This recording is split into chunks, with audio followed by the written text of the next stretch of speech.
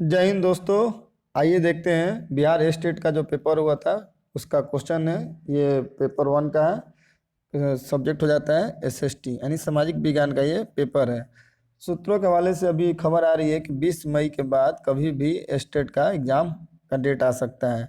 ये मत सोचिए कभी इलेक्शन चल रहा है तो एग्ज़ाम नहीं होगा, क्योंकि इलेक्शन स्टार्ट भी है और बिहार डीएलएड का एग्ज़ाम हो भी रहा है। और फिर जो क्षमता वाला एग्ज़ाम होने वाला है उसका भी सेकंड फेज का फॉर्म फिलअप होना शुरू हो गया है। 26 से लेके 2 तक है, 2 मई तक इसका फॉर्म फिलअप किया जाएगा। तो कहने का मतलब चुनाव चल रहा है लेकिन बीएसईबी अपना काम कर रहा है। तो आप अपने एग्ज़ाम के लिए अभी से प्रिपेयर्ड रहे और तैयार रहिए। ये देखिए क्या हुआ कि माध्यमिक सोशल साइंस सब्जेक्ट क्या हो जाएगा, सोशल साइंस। ये थर्ड शिफ्ट का क्वेश्चन है। ये एग्ज़ाम हुआ था 7/9/2023 को। ठीक है, इसमें जो आंसर है आयोग द्वारा जारी किया गया था और उसके बाद कुछ आंसर को कंप्लेन क्या होता है, कंप्लेन करने के बाद सुधारा भी गया था। सुधारा गया आंसर भी हम आपको बताते चलेंगे। आइए देखते हैं क्वेश्चन नंबर 1। वास्को डिगामा कहाँ का यात्री था? तो वास्को डिगामा कहाँ का था? तो ये पुर्तगाल का नाविक था। ये क्या हुआ था कि 1498 में ये समुद्री मार्ग से होते हुए केरल के कलिकट बंदरगाह पे पहुंचा था, जहाँ पे उसका वहाँ का राजा कौन था? जमरीन, जिसने उसका भव्य स्वागत किया था। इसलिए कहा जाता है कि भारत की खोज, ऐसे भारत की खोज कहना तो गलत है, भारत के द्वारा समुद्री रास्ते की खोज 1498 में वास्को डिगामा के द्वारा किया गया, जो कहाँ का था? पुर्तगाली समुद्री नाविक था। यूरोपवासियों ने दिया सूचक, दिया नहीं दिशा सूचक, क्या है? दिशा सूचक यंत्र का ज्ञान किससे प्राप्त किया था? इनको मिला था अरबों से। इंग्लैंड में स्टॉम्प एक्ट किस वर्ष पारित हुआ था? इंग्लैंड में स्टॉम्प एक्ट कब पारित किया गया था? तो ये हुआ था 1765 में। कब हुआ था? 1765 में। स्टॉम्प एक्ट रद्द कब किया गया था? तो 1766 में पारित हुआ था, 65 में, और अगले साल क्या किया गया? इसको रद्द कर दिया गया था। आगे देखते हैं क्वेश्चन नंबर 4। अमेरिका स्वतंत्रता संग्राम में अंग्रेजों का सेनापति कौन था? तो अंग्रेजों और सेनापति कौन था? तो कर्नवालिस। कौन था? कर्नवालिस था। और जो अमेरिका की ओर से नेतृत्व कौन कर रहे थे? तो जॉर्ज वाशिंगटन कर रहे थे। कौन कर रहे थे? George Washington. वाशिंगटन। ब्रिटेन लगभग पूरे देश पे क्या किया है? शासन किया है। आगे देखते हैं क्वेश्चन नंबर 5। फ्रांस में स्वतंत्रता दिवस कब मनाया जाता है? फ्रांस में स्वतंत्रता दिवस 14 जुलाई को मनाया जाता है। कब मनाया जाता है? 14 जुलाई को। फ्रांस की क्रांति का एक महत्वपूर्ण नारा था स्वतंत्रता, समानता और स्वतंत्रता, स्वतंत्रता, सॉरी, समानता हो गया, स्वतंत्रता हो गया और बंधुत्व। ये 3 नारा फेमस है। कहाँ से लिया गया है? तो फ्रांस की स्वतंत्रता से। क्या था? स्वतंत्रता, समानता और बंधुत्व का नारा। प्रथम स्टेट में कौन आते थे? प्रथम स्टेट में कौन आते थे? तो प्रथम स्टेट, द्वितीय स्टेट और तृतीय स्टेट, 3 स्टेट क्या किया गया? बांटा गया था। प्रथम स्टेट में आते थे कौन? पादरी लोग आते थे, जो किस में? जो चर्च में काम करते थे। और सेकेंड स्टेट में कौन आते थे? कुलीन लोग आते थे। और ये लोग पादरी लोग और कुलीन लोग, इनको क्या किसी तरह का टैक्स नहीं देना पड़ता था। और तीसरे स्टेट में क्या आते थे? साधारण लोग आते थे जिनको टैक्स देना पड़ता था। आगे देखते हैं क्वेश्चन नंबर 7। मिन कैप किसकी रचना है? तो मिन कैप ये हो जाता है हिटलर की। क्या है? हिटलर की आत्मकथा है। इसने अपने जीवन के बारे में किस बुक में लिखा है? मिन कैम्प में लिखा है। नाजीवाद किस सिद्धांत का विरोधी था? क्वेश्चन है कि नाजीवाद किस सिद्धांत का विरोधी था? तो नाजीवाद किसका? समाजवाद का। ठीक है, ये हिटलर द्वारा क्या किया गया था? हिटलर द्वारा नाजीवाद का सपोर्ट किया गया था और इसने नारा दिया था एक देश एक नेता, मन एक देश में सिर्फ एक ही नेता होना चाहिए, और अपने आप को हिटलर नेता घोषित किया हुआ था। द्वितीय विश्व युद्ध में पहला एटम बम कहाँ गिराया गया था? तो पहला गिरा था हिरोशिमा पर और दूसरा गिरा था नागासाकी पर। किसके द्वारा गिराया गया था? तो अमेरिका के द्वारा गिराया गया था। कब गिराया गया था? तो 1945 में। 1945 में गिराया गया और इसी के तहत सेकेंड वर्ल्ड वार समाप्ति हो गया। द्वितीय विश्व युद्ध कितने कितने वर्षों तक लड़ा गया था? तो 6 वर्षों तक, 1939 से लेके 1945 तक। और फर्स्ट वर्ल्ड वार हुआ था 4 साल के लिए। कब? 1914 से लेके 1918 तक। आगे देखते हैं क्वेश्चन नंबर 10। रूस जापान का युद्ध कब हुआ? पूछा है कि रूस और जापान के बीच युद्ध कब हुआ था? तो रूस और जापान के बीच हुआ था 1905 में। 1905 में। इसमें विजयी कौन हुआ था? तो जापान इस युद्ध में विजयी हुआ था। प्रथम विश्व युद्ध कितने वर्षों तक चला था? तो प्रथम विश्व युद्ध 4 वर्षों तक चला था, 1914 से लेके 1918 तक। 17 में क्या होता है? रूस प्रथम विश्व युद्ध से अलग हो जाता है, और 18 में और 17 में ही यूएसए शामिल हो जाता है। अमेरिका के शामिल होते ही उसके 1 वर्ष में क्या हो जाता है? प्रथम विश्व युद्ध समाप्त हो जाता है। आगे देखते हैं, बिरसा मुंडा ने इस ईसाई मशीनरियों पर कब हमला किया? नाम क्या है? बिरसा मुंडा। कहाँ के हैं ये? आदिवासी नेता थे। कहाँ के? तो झारखंड में। कौन सी पहाड़ी पहाड़ी का नाम आता है? झारखंड। थोड़ा ध्यान, नाम भूल रहे हैं। झारखंड में जो एक पहाड़ी है, उसी एरिया पे क्या करते बिरसा मुंडा रहते थे। इनको भगवान का दर्जा प्राप्त है। 24 दिसंबर 1989 को बिरसा मुंडा द्वारा क्या किया गया? ईसाई मशीनरियों पर हमला किया गया था। आगे देखते हैं क्वेश्चन नंबर 13। अंगूर की खेती को क्या कहा जाता है? अंगूर की खेती, अंगूर की खेती होता है, इसमें ऑप्शन के अनुसार हो जाएगा अंगूर उत्पादन। आगे देखते हैं क्वेश्चन नंबर 14। खाली स्थान को धान के रूप में जाना जाता है। किसको जाना जाता है? चावल को क्या किया जाता है? धान के रूप में जाना जाता है। धान से क्या निकलता है? चावल निकलता है। निम्नलिखित में से कौन सा देश चावल का प्रमुख उत्पादक है? चीन क्या हो जाएगा?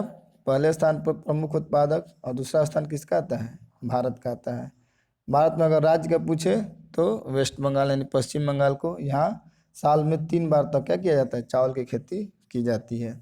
आगे देखते हैं क्वेश्चन नंबर 16। निम्नलिखित में से कौन सा देश आमतौर पर वाणिज्यिक कृषि का अभ्यास करता है? देखिए, वाणिज्यिक कृषि का अभ्यास वही देश करता है जो देश क्या हो चुका है? विकसित हो चुका है। इसमें क्या हो जाएगा? यूएसए यानी अमेरिका हो जाएगा। अमेरिका क्या करता है? वाणिज्यिक कृषि को प्रमोट करता है, जिसमें मक्का का उत्पादन ज़्यादा किया जाता है। आगे देखते हैं क्वेश्चन नंबर 17। इसे विकसित होने में लगभग 1 वर्ष लगता है। किसको लग जाता है? गन्ना की खेती की जाए तो क्या होता है? गन्ना को रोपने से लेके क्या करने पर, रोपने से लेके कटाई तक लगभग इसमें 1 वर्ष का समय लग जाता है।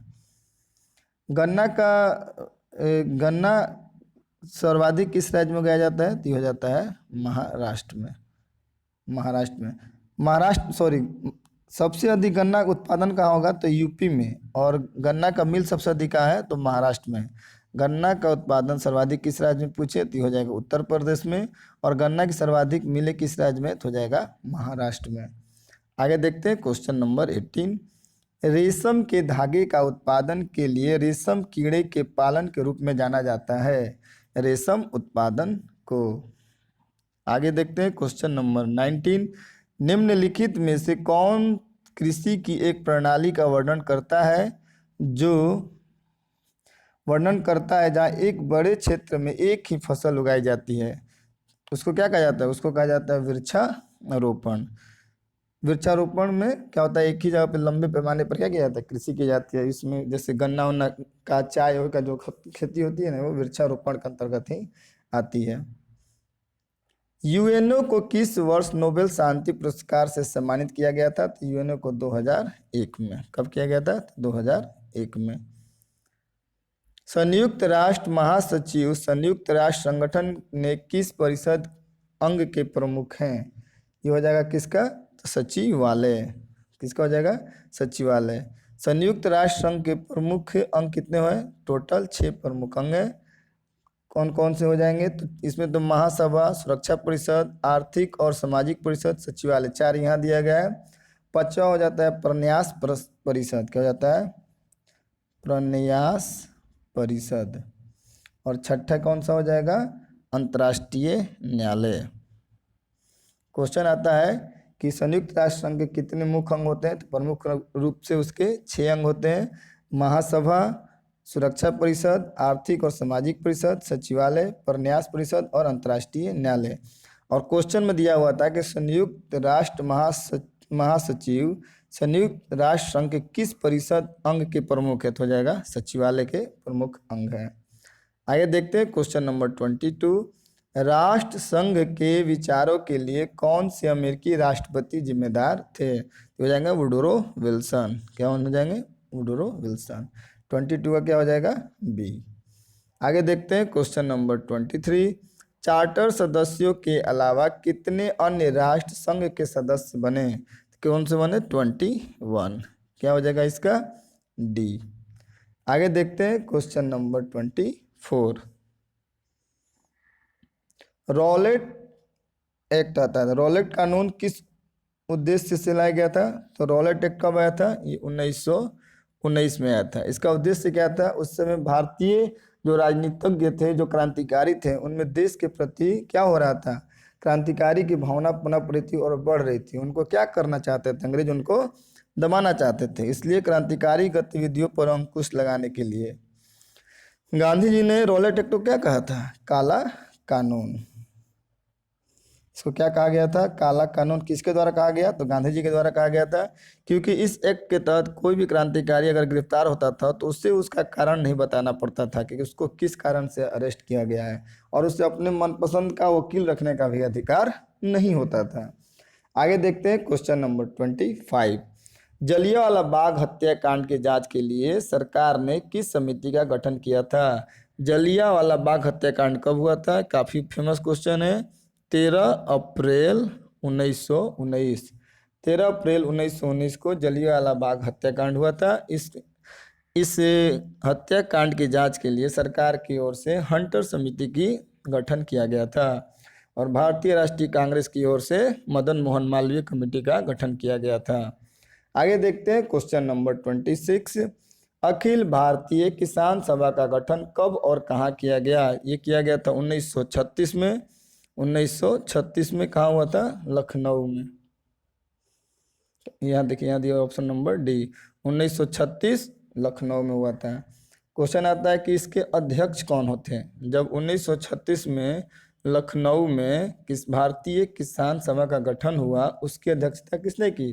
तो स्वामी सहजानंद बरमर्सी। क्या नाम था उनका? स्वामी सहजानंद सरस्वती, सॉरी, स्वामी सहजानंद सरस्वती। स्वामी सहजानंद सरस्वती। ये हो गए कौन थे? ये अध्यक्ष थे। और क्वेश्चन आता है एक महासचिव। महासचिव कौन थे? तो महासचिव हो जाएंगे NG रंगा। कौन थे? NG रंगा। अखिल भारतीय किसान सभा गठन कब हुआ? तो 1936 में। कहाँ हुआ? तो लखनऊ में। इसकी अध्यक्षता किसने की? तो स्वामी सहजानंद सरस्वती। और इसके महासचिव कौन हुए? NG रंगा। आगे देखते हैं क्वेश्चन नंबर 27। औद्योगिक क्रांति का अर्थ क्या है? उत्पादन प्रणाली में परिवर्तन। औद्योगिक क्रांति का अर्थ क्या होता है? तो उत्पादन की प्रणाली में क्या होना? परिवर्तन। इसकी शुरुआत कहाँ हुई? ब्रिटेन, यानी अंग्रेज में इसकी क्या, सॉरी, अंग्रेजों द्वारा, यानी ब्रिटेन में सबसे पहले औद्योगिक क्रांति का शुरुआत हुआ। औद्योगिक क्रांति के परिणाम स्वरूप होता है कि क्या होता है? पूंजीपति वर्ग और मजदूर वर्ग का विकास होता है। जो लोग विकसित हुए तो वो हो गए उद्योगपति, और जो उनके अंतर्गत काम करते थे वो हो गए मजदूर। तो इस प्रकार औद्योगिकवाद ने पूंजीपति वर्ग और मजदूर वर्ग को जन्म दिया। आगे देखते हैं क्वेश्चन नंबर 28। लंदन में विश्व की पहली भूमिगत रेल का आरंभ कब हुआ था? ये हुआ था 10 जनवरी 1863। 10 जनवरी 1863। विश्व में ट्रेन कब चली थी? 1825 में। और पूछ दे भारत में पहली बार ट्रेन कब चला था? तो भारत में पहली बार चला था 1853 में, मुंबई टू ठाणे। आगे देखते हैं क्वेश्चन नंबर 29। पटना का पुराना नाम क्या था? पाटलिपुत्र, कुसुमपुर, अजीमाबाद। ये तीनों के तीनों नाम पटना का क्या है? पुराना नाम है। आगे देखते हैं क्वेश्चन नंबर 30। विश्वव्यापी आर्थिक संकट किस वर्ष आरंभ हुआ था? तो 1929 में। आगे देखते हैं क्वेश्चन नंबर 31। प्रथम विश्व युद्ध की समाप्ति के बाद किसके द्वारा यूरोप की अर्थव्यवस्था को पुनर्स्थापित करने का प्रयास किया गया था? किसके द्वारा प्रयास किया गया? तो ये अमेरिका के द्वारा किया गया था। आगे देखते हैं सार्क का मुख्यालय कहाँ है? सार्क का मुख्यालय कहाँ है? तो सार्क का मुख्यालय हो जाता है काठमांडू। सार्क का मुख्यालय कहाँ है? काठमांडू। सार्क की स्थापना कब हुई थी? तो 1985 में। सार्क में कुल मेंबर कितने हैं? 8 देश हैं। कौन कौन से? तो पहला हो जाएगा भारत, दूसरा हो जाएगा पाकिस्तान, तीसरा हो जाएगा अफगानिस्तान, चौथा हो जाएगा नेपाल, पांचवा हो जाएगा भूटान, छठा हो जाएगा बांग्लादेश, सातवां हो जाएगा श्रीलंका और आठवां हो जाता है मालदीव। यानी सार्क का मुख्यालय कहाँ है? काठमांडू में। सार्क की स्थापना कब हुई? 1985 में। टोटल इसके कितने देश हैं मेंबर देश? तो 8 हैं। 8 वही देश हैं जो भारत के आसपास जुड़े हुए हैं। आगे देखते हैं क्वेश्चन नंबर 33। भारत में पहला छापा खाना किस लोगों ने लगाया? किसके द्वारा लगाया गया था छापा खाना? तो पुर्तगालियों के द्वारा। कहाँ लगाया गया था? तो गोवा में। कहाँ लगाया गया था? गोवा में। आगे देखते हैं क्वेश्चन नंबर 34। भारत की स्थलीय सीमा कितने देश को छूती है? तो भारत की स्थलीय सीमा 7 देशों को छूती है। कौन कौन? सबसे पहले देख लीजिए, हो जाएगा अफगानिस्तान, फिर हो जाएगा पाकिस्तान, फिर हो जाएगा चीन, चीन के बाद हो जाएगा नेपाल, नेपाल के बाद हो जाएगा भूटान, भूटान के बाद क्या हो जाएगा? बांग्लादेश, बांग्लादेश और एक देश हो जाएगा म्यांमार। टोटल कितने हो जाएंगे? 7। ऊपर से देखिए अफगानिस्तान, जस्ट बगल में पाकिस्तान, फिर चीन हो जाएगा, चीन के बाद नेपाल भूटान हो जाता है, फिर बांग्लादेश, फिर म्यांमार। 1 2 3 4 5 6 7, टोटल कितने देश हो जाएंगे? 7 देश हो जाएंगे। आगे देखते हैं क्वेश्चन नंबर 35। निम्नलिखित में कौन सार्क का सदस्य नहीं है? तो सार्क का सदस्य इसमें कौन नहीं है? चीन नहीं है, और एक क्वेश्चन आ जाता है म्यांमार भी सार्क का मेंबर नहीं है। गिलगिट गार्ज किस नदी पर स्थित है? गिलगिट गार्ज किस नदी पर स्थित है? तो हो जाता है सिंधु नदी में। भारत से होकर बहने वाली नदियों में सबसे लंबी नदी हो जाती है ब्रह्मपुत्र, और उसके बाद दूसरा हो जाता है सिंधु। ठीक है, आगे देखते हैं क्वेश्चन नंबर 37। सांभर झील कहाँ स्थित है? सांभर झील कहाँ है? तो सांभर हो जाता है राजस्थान में। निम्नलिखित में कौन भ्रंश घाटी से होकर बहने वाली नदी है? इसमें भ्रंश घाटी से कौन सी नदी होकर बहती है? तो नर्मदा नदी कहाँ से बहती है? भ्रंश घाटी में नर्मदा बहती है, लूनी नदी बहती है। उसके बाद क्या हो जाता है? एक ट्रिक होता है समानता याद करने के लिए, साबरमती, माही, फिर नर्मदा और लूनी, ये सब नदियाँ क्या है? भारत की जो भ्रंश घाटी से होकर बहती है। निम्नलिखित में कौन सा वृक्ष उष्णकटिबंधीय सदाबहार वन से संबंधित नहीं है? इसमें हो जाएगा गहतत। आगे देखते हैं क्वेश्चन नंबर 40। निम्नलिखित में से भारत के किस राज्य में कुल क्षेत्रफल का सबसे कम प्रतिशत वन क्षेत्र है? तो सबसे कम हो जाएगा हरियाणा में, और सबसे अधिक पूछे प्रतिशत के मामला में तो हो जाएगा मिजोरम। और ऐसे पूछे कि सबसे अधिक वन किस राज्य में है? तो हो जाएगा मध्य प्रदेश। कितने प्रतिशत भूभाग पर वन होना चाहिए? तो 33% भूभाग पर वन होना चाहिए। आगे देखते हैं क्वेश्चन नंबर 41। जंगली बकरी आई बॉक्स किस प्रकार के वन में पाई जाती हैं? तो आई बॉक्स पाई जाती हैं पर्वतीय वन में। आगे देखते हैं क्वेश्चन नंबर 42। किस देश का जनसंख्या घनत्व भारत से अधिक है? तो हो जाएगा बांग्लादेश। भारत का जनसंख्या घनत्व 382 और बांग्लादेश का 1280। आगे देखते हैं, दिए गए भारत के किस राज्य में न्यूनतम जनसंख्या घनत्व है? तो अरुणाचल प्रदेश में क्या हो जाएगा? सबसे कम। और सबसे अधिक कहाँ हो जाएगा? तो बिहार में। सबसे अधिक जनसंख्या घनत्व बिहार में, और सबसे कम अरुणाचल प्रदेश में। अरुणाचल प्रदेश में जनसंख्या घनत्व 17।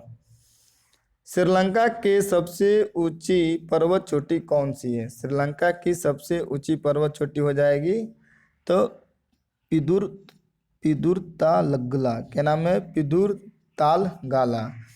नाम देख लीजिए इसका है पिदुरतालगाला। आगे देखते हैं क्वेश्चन नंबर 45। निम्नलिखित में कौन सा राज्य बांग्लादेश को नहीं छूता है? तो असम टच करता है, त्रिपुरा भी, मिजोरम भी। मणिपुर क्या करेगा? बांग्लादेश से टच नहीं करता है। आगे देखते हैं क्वेश्चन नंबर 46। माउंट एवरेस्ट की ऊंचाई कितनी है? 8,848 मीटर। माउंट एवरेस्ट की ऊंचाई कितनी है? 8,848 मीटर। आगे देखते हैं। मापनी में हर व्यक्त करता है। मापनी में हर व्यक्त करता है क्या? धरातल की दूरी। निम्न में किस मापनी के द्वारा किलोमीटर और मील दोनों की दूरियों का दर्शाया जा सकता है? ये हो जाता है तुलनात्मक मापनी में क्या होता है? दूरी किलोमीटर और मील क्या होगा? दोनों में दर्शाया जा सकता है। एक प्रतिनिधि भिन्न में अंश हमेशा क्या होता है? अंश हमेशा एक होता है। कितना होता है? एक। आगे देखते हैं क्वेश्चन नंबर 50। उत्पत्ति के आधार पर संसाधनों को खाली स्थान और खाली स्थान के रूप में वर्गीकृत किया जा सकता है। किस किस में? तो उत्पत्ति के आधार पर जैविक और अजैविक के रूप में क्या किया जाता है? वर्गीकृत किया जा सकता है। आगे देखते हैं क्वेश्चन नंबर 51। खाली स्थान के संसाधन हैं जिनका सर्वेक्षण किया गया और उनकी गुणवत्ता और मात्रा उपयोग के लिए निर्धारित की गई है। इसमें क्या हो जाएगा? तो हो जाएगा विंड के संसाधन। क्या हो जाएगा? खालिस्तान वे संसाधन हैं जिनका सर्वेक्षण किया गया और उनकी गुणवत्ता और मात्रा का क्या किया गया? मात्रा का उपयोग के लिए निर्धारित की गई है। तो हो जाता है विकसित संसाधन। इसका क्या हो जाएगा? 51 का ए। आगे देखते हैं क्वेश्चन नंबर 52। राजस्थान राज्य और खालिस्तान ऊर्जा के साथ बहुत अच्छी तरह से संपन्न है, लेकिन जल जल संसाधनों की कमी है। तो राजस्थान राज्य सौर और क्या हो जाएगा? विंड, क्योंकि राजस्थान में क्या है? राजस्थान में सबसे अधिक मरुस्थल है, जिस वजह से खाली खाली मैदान पड़ा हुआ है और वहाँ हवा काफ़ी तेज़ी से बहती है। तो वहाँ पे सौर ऊर्जा और विंड ऊर्जा का बहुत अच्छा क्या है? व्यवस्था है। उसका अच्छी तरह से उपयोग भी होता है, लेकिन जल संसाधन की क्या है? वहाँ बहुत अधिक कमी है। भूमि जो एक या एक से कम कृषि वर्ष के लिए खेती के बिना छोड़ी जाती है उसे के रूप में जाना जाता है। किसके रूप में जाना जाता है? तो उसको जाना जाता है वर्तमान प्रति। क्या किया जाता है? किसी लैंड पर कृषि कार्य किया जाता है और उसको 1-2 साल के लिए छोड़ दिया जाता है, तो उसको क्या किया जाता है? ये जमीन कैसी है अभी? तो प्रति है। इस पे फसल फिर क्या होगा? उपजाया जा सकता है। चराई भूमि, ये जो गाय गरु के होते हैं जानवरों के चरने के लिए। कृषि योग्य बंजर भूमि, वैसी भूमि जिस पर क्या होता है? कृषि कार्य नहीं होता है। दुनिया के पानी की कुल मात्रा का 96.5% के रूप में मौजूद है और केवल 2.5% खाली स्थान के रूप में मौजूद है। 96.5% जल कहाँ है? ये हो जाता है महासागरों में है। और मीठा पानी कितना है? मात्र 2.5%, जिसका इस्तेमाल हम लोग क्या करते हैं? पीने में। जल का सबसे बड़ा स्रोत जल जो है पृथ्वी पर सबसे अधिक कहाँ है? तो महासागरों में है। पर महासागरों का जल कैसा है? खरा है, जिसको हम पीने के इस्तेमाल में नहीं कर सकते हैं। टोटल जल का मात्र 2.5% जल ही ऐसा है जिसका हम लोग क्या करते हैं? पीने में इस्तेमाल कर सकते हैं। मीठा यानी मृदु है। बाकी सारा जल कैसा है? नमकीन। आगे देखते हैं। भारत में ताजे पानी का प्रमुख स्रोत क्या है? तो ये भूजल है। हम लोग क्या करते हैं? मोटर गला के, कल गला के नीचे का जल निकालते हैं। वही पानी क्या है? पीने लायक है। या पर्वत या पहाड़ों पे जो बर्फ जमा हुआ है वो भी गल के नदियों द्वारा बह के आता है, तो वही पानी पीने योग्य होता है। पानी की कमी क्या है? Question number 56। पानी की कमी क्या है? पानी की कमी एक क्षेत्र के भीतर पानी के उपयोग की मांगों को पूरा करने के लिए पर्याप्त उपलब्ध ताजे पानी के संसाधनों की कमी। क्या हो जाएगा? पानी की कमी एक क्षेत्र के भीतर पानी के उपयोग की मांग को पूरा करने के लिए पर्याप्त उपलब्ध ताजे पानी के संसाधनों की कमी होता है, पानी की कमी कहलाता है। इसका क्या हो जाएगा? ए। आगे देखते हैं क्वेश्चन नंबर 57। खनिजों को संरक्षित करने की आवश्यकता है क्योंकि क्यों आवश्यकता है? तो वे तेजी से घट रहे हैं। बिल्कुल सही। और एक हो जाएगा देश के औद्योगिक विकास के लिए इनकी आवश्यकता होती है। अब मान लीजिए देश की उद्योगों में इसका विकास होगा, यूज होगा, तो तेजी से क्या होंगे? ये कम होंगे।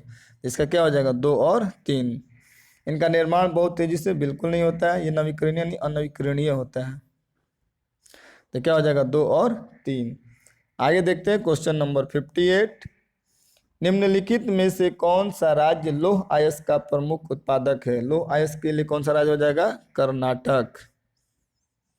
कोयला के लिए छत्तीसगढ़ और झारखंड। वन संरक्षण एवं प्रबंधन की दृष्टि से वनों को वर्गीकृत किया गया है कितने में? तो 4 वर्गों में। आगे देखते हैं क्वेश्चन नंबर 60। मैंग्रोव का सबसे अधिक विस्तार, मैंग्रोव का सबसे अधिक विस्तार सुंदरवन कहाँ? पश्चिम बंगाल। पश्चिम बंगाल के अलावा भारत में और कहाँ? अंडमान एंड निकोबार में। और एक हो जाता है कौन सा? पश्चिमी तट पर क्या पाया जाता है? मैंग्रोव वन पाया जाता है। आगे देखते हैं क्वेश्चन नंबर 61। भारत का राष्ट्रीय पक्षी, भारत का राष्ट्रीय पक्षी हो जाएगा मोर।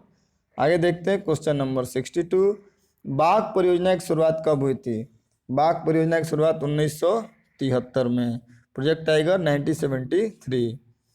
निम्नलिखित में कौन निम्नलिखित में से कौन उद्योग कृषि पर आधारित नहीं है? जूट आधारित है, चीनी भी, सूती भी, सीमेंट क्या है? सीमेंट जो है कृषि पर आधारित नहीं है। आगे देखते हैं क्वेश्चन नंबर 64। हुगली औद्योगिक प्रदेश का केंद्र है। हुगली नदी कहाँ बहती है? कलकत्ता में। कलकत्ता और हावड़ा। कलकत्ता किस नदी किनारे बसा हुआ है? हावड़ा नदी के किनारे। आगे देखते हैं क्वेश्चन नंबर 65। भारत में तांबा गलाने का आधुनिक कारखाना सबसे पहले कहाँ खुला? ये खुला था घाटशिला। कहाँ पे? घाटशिला। आगे देखते हैं क्वेश्चन नंबर 66। चीनी उत्पादन में अग्रणी राज्य कौन सा है? तो चीनी उत्पादन में हो जाएगा उत्तर प्रदेश, क्योंकि सबसे अधिक यहीं पे क्या होता है? गन्ना होता है। और गन्ना पेरने का अगर मशीन या कारखाना पूछे तो कहाँ हो जाएगा? महाराष्ट्र में। आगे देखते हैं क्वेश्चन नंबर 67। इनमें कौन परिवहन का मार्ग नहीं है? सड़क से हम लोग आते जाते हैं, जल मार्ग से भी आते हैं, वायु मार्ग से भी आते हैं, लेकिन पर्वत शिखर क्या है? ये परिवहन का साधन नहीं है। इसका क्या हो जाएगा? डी। 67 का डी। निम्नांकित में कौन प्राकृतिक संसाधन नहीं है? वन प्राकृतिक संसाधन है, प्रकृति और से पूर्ण रूप से भरा हुआ है। नदियां भी है, मिट्टी भी है, लेकिन नगर क्या है? नगरों को क्या किया जाता है? बसाया जाता है अपने तरफ से, तो ये प्राकृतिक संसाधन नहीं होते हैं। आगे देखते हैं क्वेश्चन नंबर 69। 2011 की जनगणना के अनुसार बिहार में प्रति वर्ग किलोमीटर जनसंख्या घनत्व कितना है? बिहार का हो जाता है 1106। प्रति वर्ग किलोमीटर जनसंख्या घनत्व का मतलब होता है कि 1 किलोमीटर पर स्क्वायर में कितने लोग निवास करते हैं। आगे देखते हैं क्वेश्चन नंबर, माने 1000 होता है ना किलोमीटर में, उसमें कितने लोग निवास करो? क्या आगे जनसंख्या घनत्व होता है। आगे देखते हैं क्वेश्चन नंबर 70। पंजाब में भूमि निम्नीकरण का मुख्य कारण क्या है? अधिक सिंचाई। नहरों के बन जाने से पंजाब में भूमियों को इतना अधिक सिंचाई कर दिया जाता है कि उससे खेतों में पानी लग जाती है, और पानी लगने के बाद जब सूर्य की रोशनी आती है तो पानी वाष्प बन के उड़ जाता है, और भूमि में क्या होता है? जिप्सम और वो का मात्रा और फिर नमक का भी मात्रा बढ़ जाता है, जिस कारण क्या होता है? वहाँ की भूमि निम्नीकरण क्या उपजाऊ क्या हो रहा है? दिन पे दिन कम होते जा रहा है। आगे देखते हैं क्वेश्चन नंबर 71। बिहार में अति जल दोहन से किस तत्व का संकेंद्रण बढ़ा है? तो जल का दोहन करने से आर्सेनिक। बिहार के क्या बोलते हैं, चांपाकल में जो पानी निकल रहा है उसमें सबसे अधिक आर्सेनिक की मात्रा बढ़ते जा रही है। आगे देखते हैं क्वेश्चन नंबर 72। भारत के कुल भौगोलिक क्षेत्रफल का कितना प्रतिशत भाग वन आच्छादित है? 24%। लेकिन होना कितना चाहिए? 33%। लेकिन इसमें क्वेश्चन क्या पूछा हुआ है कि भारत के कुल भौगोलिक क्षेत्रफल का कितना प्रतिशत भाग वन आच्छादित है? 7% इसमें दिया हुआ है, गलत। आयोग ने इसका आंसर सुधारा था, कितना होगा? 24%। चिली किस महाद्वीप में स्थित है? तो चिली हो जाता है दक्षिणी अमेरिका, यानी साउथ अमेरिका में क्या पड़ता है? चिली। एक तटीय देश है, काफी लंबा पतला सा, इस काफी तटीय देश है चिली, जो दक्षिण अमेरिका में पड़ता है। आगे देखते हैं क्वेश्चन नंबर 74।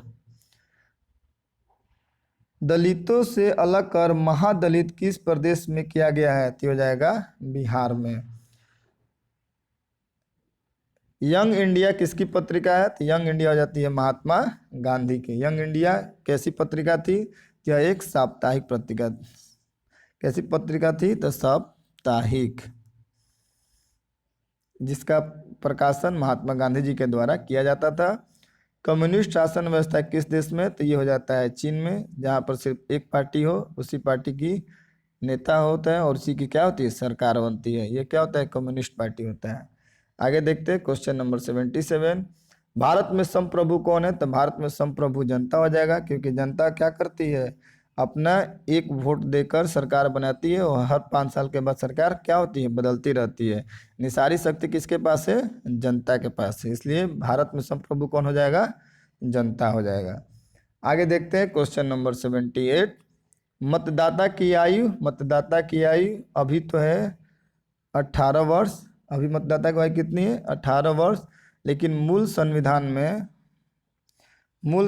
में मतदाता की उम्र कितना रखा गया था? 21 वर्ष रखा गया था। लेकिन 61वां संविधान संशोधन के तहत 61वां संविधान संशोधन के तहत यह उम्र 21 से घटाकर कितना कर दिया गया? 18 वर्ष कर दिया गया। आगे देखते हैं क्वेश्चन नंबर 79। भारतीय संविधान में मौलिक अधिकार किस देश से लिया गया है? अधिकार की बात हो, मौलिक अधिकार तो हो जाएगा अमेरिका से, और मौलिक कर्तव्य की बात हो जाए तो रूस से। ब्रिटेन से क्या लिया गया है? संसदीय शासन व्यवस्था कहाँ से लिया गया है? तो ब्रिटेन से। साउथ अफ्रीका से क्या लिया गया है? साउथ अफ्रीका से लिया गया है। हम जो क्या होता है संविधान में जो संशोधन होता है, संशोधन प्रणाली कहाँ से लिया गया है? तो साउथ अफ्रीका से। मौलिक अधिकार अमेरिका, कर्तव्य रूस, ब्रिटेन से संसदीय शासन व्यवस्था। आगे देखते हैं क्वेश्चन नंबर 80। पूरे विश्व में किस देश का सबसे बड़ा लिखित संविधान है? तो सबसे बड़ा लिखित संविधान भारत का हो जाएगा। सबसे पहले लिखित संविधान कहाँ हुआ? तो ये हो जाएगा अमेरिका में। पूरे विश्व में सबसे पहले लिखित संविधान कहाँ हुआ? तो अमेरिका में। और काफ़ी छोटा भी संविधान है, जिसमें केवल टोटल 7 भाग ही हैं। और सबसे बड़ा पूछे तो भारत का सबसे बड़ा लिखित संविधान है। आगे देखते हैं। भारतीय संविधान में कुल कितने 22 भाग हैं, 395 अनुच्छेद हैं और 12 अनुसूचियां हैं। आगे देखते हैं क्वेश्चन नंबर 81। भारतीय संविधान में कितनी अनुसूचियां हैं? अनुसूचियां, देखिए क्वेश्चन पूछा है अनुसूचियां और ऑप्शन दिया हुआ है अनुच्छेद। अगर अनुच्छेद पूछे तो 395 अनुच्छेद, 22 भाग और 12 अनुसूचियां। भारतीय मूल संविधान में कितने अनुच्छेद है? 395 अनुच्छेद, 22 भाग और 12 अनुसूचियां। आगे देखते हैं क्वेश्चन नंबर 82। भारत में निर्वाचन क्षेत्र बांटा गया है, किस बेस पे बांटा गया है? तो जनसंख्या के आधार पर बांटा गया है। किस आधार पे? तो जनसंख्या के आधार पे। मतदाता सूची का परीक्षण कितने वर्ष में होता है? हर 5 वर्ष में होता है। किसके द्वारा किया जाता है? तो निर्वाचन आयोग के द्वारा। किसके द्वारा किया जाता है? निर्वाचन आयोग के द्वारा। ठीक है। निर्वाचन आयोग किस भाग में आता है? भाग 15 में। आर्टिकल 324 से लेके 329 तक निर्वाचन आयोग के बारे में बताया गया है। आगे देखते हैं क्वेश्चन नंबर 84। भारत के प्रथम चुनाव आयुक्त कौन थे? तो भारत के प्रथम चुनाव आयुक्त कौन हो जाते हैं? सुकुमार सेन। ठीक है। प्रथम लोकसभा का आम चुनाव कब हुआ था? 1951-52 में। उस समय चुनाव आयुक्त कौन थे? सुकुमार सेन। प्रथम अगर पूछे चुनाव आयुक्त पुरुष में तो सुकुमार सेन, और महिला में पूछे तो वी.एस. रमा देवी। क्या हो जाएगा? वी.एस. रमा देवी। प्रथम चुनाव आयुक्त सुकुमार सेन, प्रथम महिला चुनाव आयुक्त वी.एस. रमा देवी। प्रथम आम चुनाव भारत में कब हुआ? 1951-52 में। आगे देखते हैं क्वेश्चन नंबर 85। स्थानीय निकाय चुनाव में महिलाओं को 50% सीट आरक्षित करने वाला भारत का पहला राज्य कौन है? तो ये हो जाएगा बिहार। सबसे पहले बिहार। मूल संविधान में 1/3 भाग क्या किया गया था? रिजर्व रखा गया था। लेकिन बिहार में क्या किया गया? 50%। अभी भारत के ऐसे राज्यों की संख्या अधिक हो गई है जहां पर आरक्षण 50% तक दिया गया है। 85 क्या हो जाएगा ए। आगे देखते हैं क्वेश्चन नंबर 86। सर्वोच्च न्यायालय में न्यायाधीशों की कुल स्वीकृत संख्या कितनी है? तो हो जाएगा 34। कितना है? 34। 33 प्लस 1, 33 अन्य न्यायाधीश और एक क्या हो जाएंगे? Chief justice of India. आगे देखते हैं क्वेश्चन नंबर 87। लोकसभा में बहुमत दल का नेता कौन होता है? तो लोकसभा में बहुमत दल का नेता बनते हैं प्रधानमंत्री। आगे देखते हैं क्वेश्चन नंबर 88। और राज्य में विधानसभा का जो नेता होता है मुख्यमंत्री होते हैं। प्राथमिक शिक्षा के मौलिक अधिकार को संविधान में कब जगह दी गई? तो ये दिया गया 2002 में। कौन सा संविधान संशोधन? तो 86वां संविधान संशोधन। 86वां संविधान संशोधन के तहत 2002 में प्राथमिक शिक्षा को क्या किया गया? मौलिक अधिकार को में जोड़ा गया। इसमें क्या किया गया? 6 से 14, 8 से 14 देख लीजिएगा, 8 से 14 या 6 से 14 वर्ष के बच्चों को क्या किया गया? मुफ्त और अनिवार्य शिक्षा की बात कही गई है। मुफ्त और अनिवार्य शिक्षा की बात इसमें कही गई है। आगे देखते हैं क्वेश्चन नंबर 89। इनमें से किस देश को सामाजिक विभेद के कारण विखंडन का सामना करना पड़ा? किसको पड़ा? तो यूगोस्लाविया को। आगे देखते हैं क्वेश्चन नंबर 90। इंग्लैंड में महिलाओं को वयस्क मताधिकार किस वर्ष प्राप्त हुआ? इंग्लैंड में प्राप्त हुआ था 1928 और भारत में आज़ादी से ही प्राप्त है। इनमें कौन लोकतंत्र को मजबूती प्रदान नहीं करता है? क्वेश्चन है कि नहीं करता है। विविधताओं में सामंजस्य का अभाव। अगर अभाव और संघर्ष होता रहेगा तो लोकतंत्र कभी मजबूत नहीं होगी। आगे देखते हैं क्वेश्चन नंबर 92। भारतीय संविधान का 73वां संविधान संशोधन अधिनियम निम्नलिखित में से किससे संबंधित है? 73वां हो जाता है पंचायती राज से और 74वां हो जाता है नगर निगम से। 73वां संविधान संशोधन कब हुआ? 1992 में। इसमें क्या किया गया था? 1/3% या 1/3 भाग महिलाओं के लिए रिजर्व रखा गया था, यानी आरक्षण की बात कही गई थी। आगे देखते हैं क्वेश्चन नंबर 93। चिपको आंदोलन का आरंभ किस राज्य में हुआ? तो चिपको आंदोलन कहाँ हुआ था? तो ये होता है उत्तराखंड में। जब जंगलों की कटाई हो रही थी तो वहाँ के आम लोगों ने क्या किया? पेड़ को पकड़ के चिपक गए, इसलिए इसका नाम पड़ गया चिपको आंदोलन। उत्तराखंड के चमेली जिला में। उत्तराखंड के चमेली जिला में कब हुआ? तो 1973 में। आगे देखते हैं क्वेश्चन नंबर 94 क्या कहता है? निम्नलिखित में कौन सा कार्य राजनीतिक दल का नहीं है? राजनीतिक दल का कार्य इसमें कौन सा नहीं है? तो सामाजिक आर्थिक आंदोलन को भड़काना, ये राजनीतिक दलों का कार्य नहीं है। आगे देखते हैं क्वेश्चन नंबर 95। सूचना के अधिकार अधिनियम को भारत में कब लागू किया गया? तो 12 अक्टूबर 2005। 12 अक्टूबर 2005 को भारत में राइट टू इंफॉर्मेशन लागू किया गया। आगे देखते हैं क्वेश्चन नंबर 96। निर्वाचन में राजनीतिक दलों के लिए आचार संहिता का निर्माण और उसकी घोषणा कौन करता है? आचार संहिता कब से लागू हो जाता है? जिस दिन चुनाव आयुक्त चुनाव का डेट घोषित कर देता है उसी दिन से क्या होता है? आचार संहिता लागू हो जाता है। इसकी घोषणा कौन करता है? तो निर्वाचन आयोग। कौन करता है? निर्वाचन आयोग। निर्वाचन आयोग किस भाग में आते हैं? निर्वाचन आयोग भाग 15 में और आर्टिकल 324 से लेकर 329 तक। प्रथम निर्वाचन आयुक्त कौन थे? शिव कुमार सेन। आगे देखते हैं क्वेश्चन नंबर 97। लोकतांत्रिक शासन व्यवस्था के संदर्भ में कौन सा कथन सही है? तो निर्णय लेने में देर परंतु सही निर्णय लेने की संभावना। भारत की लोकतंत्र में ऐसी शासन व्यवस्था, ऐसी व्यवस्था बनाई गई है जिसमें 10 दोषी लोग छूट जाए लेकिन एक निर्दोष व्यक्ति को सजा नहीं मिलना चाहिए। आगे देखते हैं क्वेश्चन नंबर 98। किस आधार पर लोकतंत्र को सर्वोत्तम शासन कहते हैं? तो राजनीतिक चेतना का अभाव। क्या हो जाएगा? राजनीतिक चेतना का अभाव। ये हो जाएगा गलत, क्योंकि देखिए क्वेश्चन दिया किस आधार पर लोकतंत्र सर्वोत्तम। सर्वोत्तम किस आधार पे होगा? तो जनता पर आधारित, यानी जनमत पर आधारित जो फैसला लिया जाएगा वो क्या होता है? सर्वोत्तम होता है। आयोग ने जो आंसर दिया ये गलत है, बाद में इसका आंसर सुधारा गया था, तो इसका आंसर क्या हो जाएगा? डी। आगे देखते हैं क्वेश्चन नंबर 99। गरिमापूर्ण जीवन व्यतीत करने को अधिक अवसर किस शासन व्यवस्था में है? तो ये हो जाता है लोकतंत्र में, क्योंकि यहाँ सबको समान अधिकार मिलता है और समान समय दिया जाता है। भारत में निष्पक्ष निर्वाचन की प्रक्रिया संचालन का दायित्व किसके पास है? तो निर्वाचन आयोग के पास है।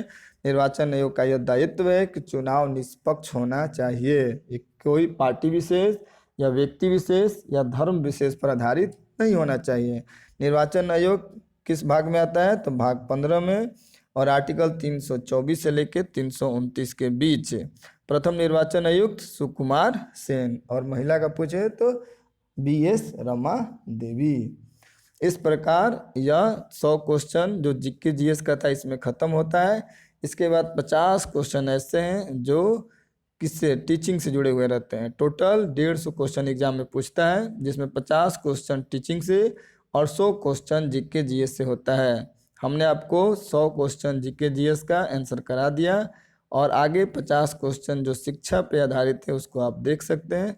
आंसर नीचे दिया हुआ है। कुछ आंसर इसमें भी आयोग के द्वारा गलत दिया गया था, जिसे बाद में सुधारा गया था। ये जो आप PDF देख रहे हैं, अगर आपको ये PDF चाहिए तो हमारा एक टेलीग्राम चैनल है जिसका नाम है ट्राई टू लर्न जीएस वाले, उसमें टेलीग्राम ग्रुप में जुड़कर वहाँ से इस PDF को क्या कर सकते हैं? डाउनलोड कर सकते हैं। अगर बहुत जल्द मिलते हैं अगले प्रीवियस ईयर क्वेश्चन के साथ। अगर आपको यह हमारा प्रयास अच्छा लगता है तो आप हमारे चैनल को सब्सक्राइब करें, हमारे वीडियो को लाइक करें। देखने के लिए आपका बहुत बहुत धन्यवाद। इस प्रकार 137 टोटल कितने क्वेश्चन है? 150, इसको आप देख लीजिए। इसका आंसर भी नीचे दिया हुआ है।